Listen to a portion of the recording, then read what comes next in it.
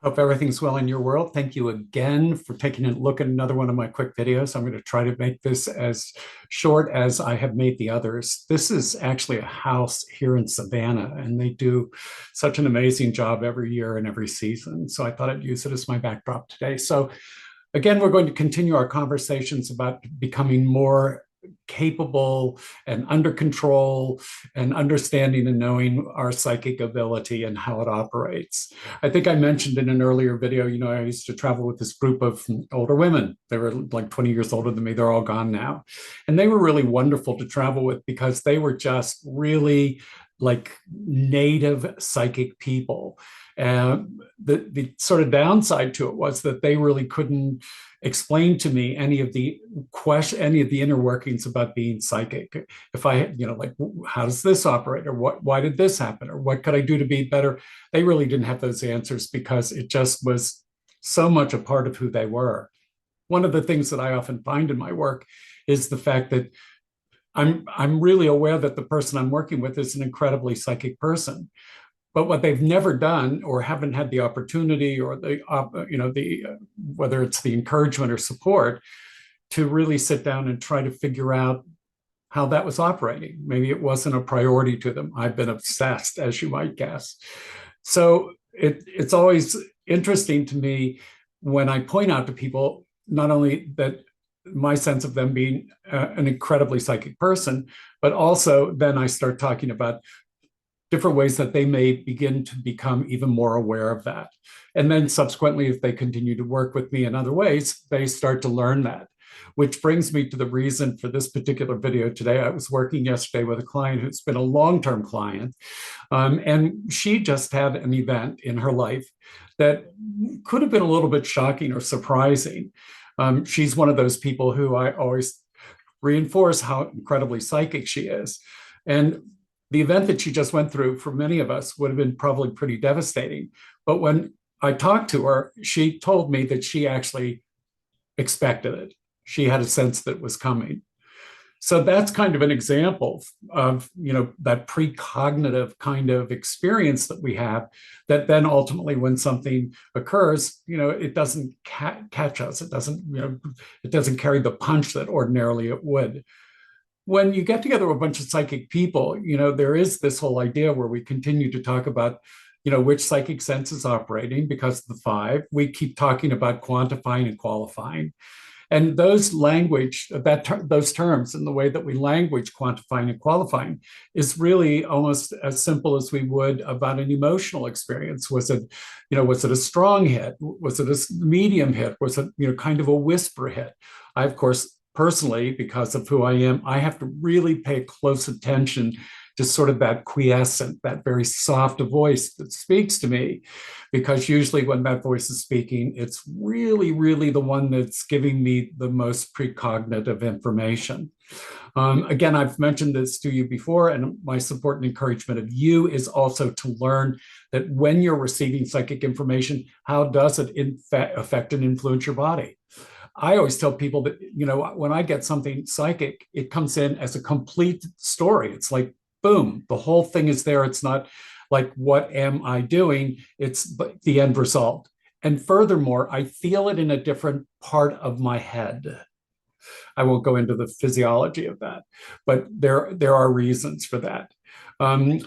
There are other people I know who receive things in their heart center. I was with somebody who received something psychically and they grabbed their stomach, the solar plexus, that really is the energy center where we receive the incoming energy from other people. So it becomes very important from that standpoint. So on your list today, what I'd like to add to it is this idea of this quantifying and qualifying, this identifying what is and is not psychic for us. One of the first things that I think I've dealt with this before, but I'll repeat it again. When I was really, really young, one of the things that I found happening to myself was that when I thought I was receiving something psychically, I stopped myself immediately and said, what was I thinking immediately before I got what I thought to be a psychic hit? Sometimes what I thought was a psychic hit was just a culmination of a thought track. It was something I was thinking about and came to a conclusion.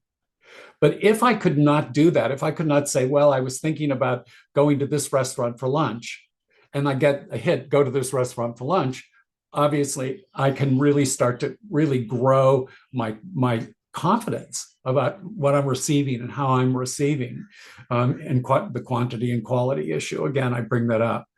Eventually, these things start to clear up because, ultimately, as the more you identify without question what you are receiving, wherever it is or however it is from a psychic standpoint, you'll know that that's the truth. You really, clearly get it.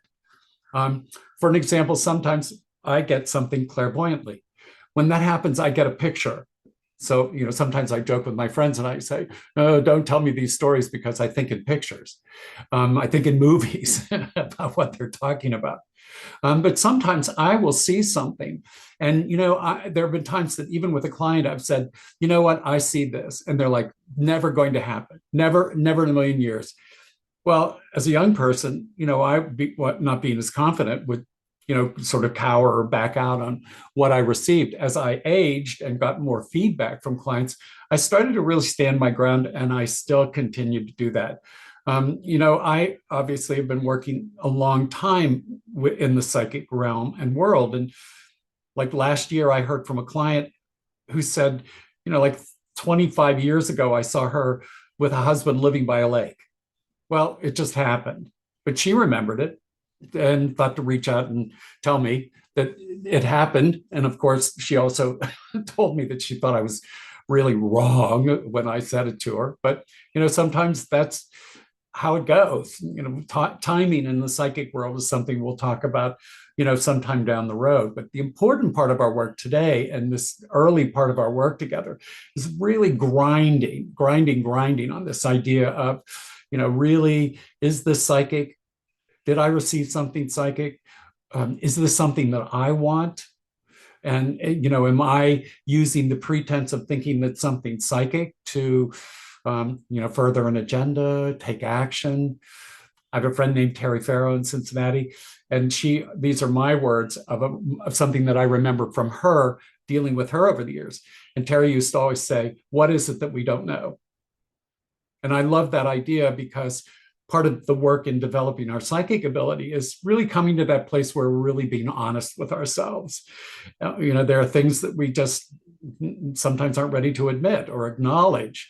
And again, these are the things that can come around, and maybe we think that there's a psychic element to it.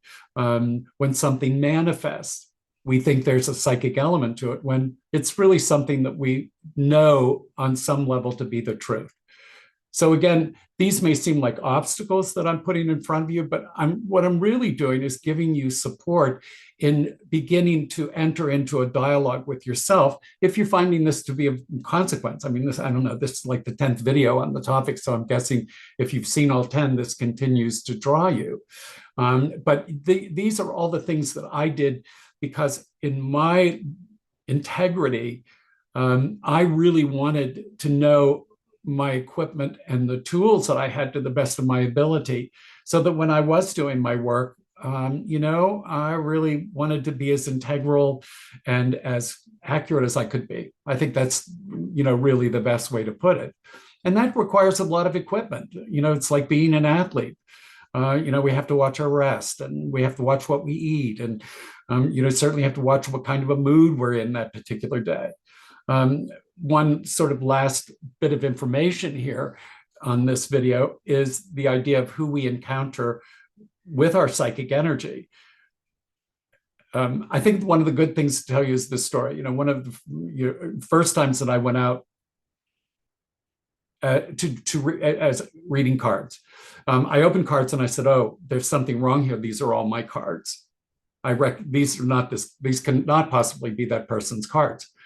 But rather than saying that to the person, I said to myself, I'm going to start working here. And if it's not relating to them, then I'll know it is my stuff, and I'll stop and apologize.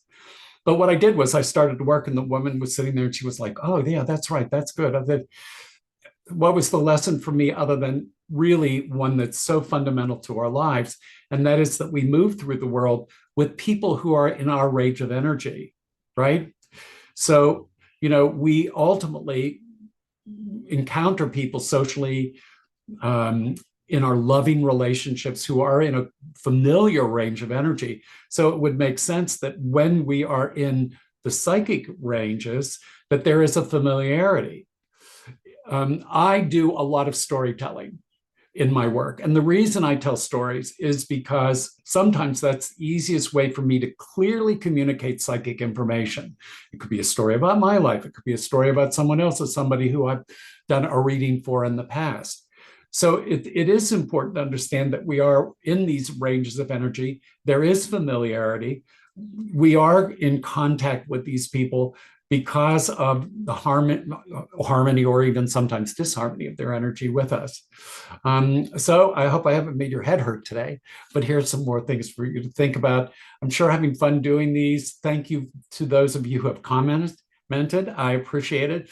I hope you'll subscribe. And as always, I hope you have a wonderful day where you are and your life is terrific. And thanks for listening.